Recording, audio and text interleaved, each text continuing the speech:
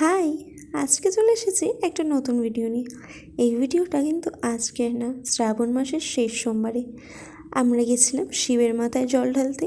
আমরা বলতে এখানে আমার হাজবেন্ড আর আমি। কাজের চাপে ভিডিওটা এডিট করে ওঠা হয়নি, তাই পোস্টও করতে পারি। কোথাও যাওয়ার সময় ভিডিও করলে আমার বর রেগে যায়, এই যে বলছে আবার কি আর বলবো, কিছুই বলেনি, বাট আমার তো ভালো লাগে করতে।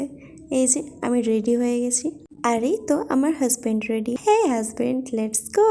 এই তো আমাদের জাহাজ নিয়ে পাড়ি দিয়েছি মন্দিরের উদ্দেশ্যে। জানি এটা স্কুটি। এই যে আমি মহাদেবের মাথায় জল ঢেলে নিচ্ছিলাম, আর আমার বর সাইড থেকে আমার ভিডিও করে দিচ্ছিল। এই শ্রাবণ মাসের সোমবারগুলো আমরা কিন্তু একসাথেই জল ঢালি। সেটার ভিডিও ধরে দেওয়ার মতো কেউ নেই, সেই জন্য আমার ভিডিওটাই করে দিয়েছিল।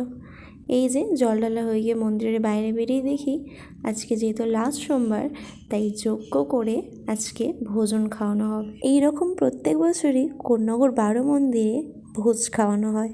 পাশেই সাধুরঘাট। আমরা বাড়ি যাওয়ার সময় দেখলাম ওখানেও ভোজ খাওয়ানো হচ্ছে।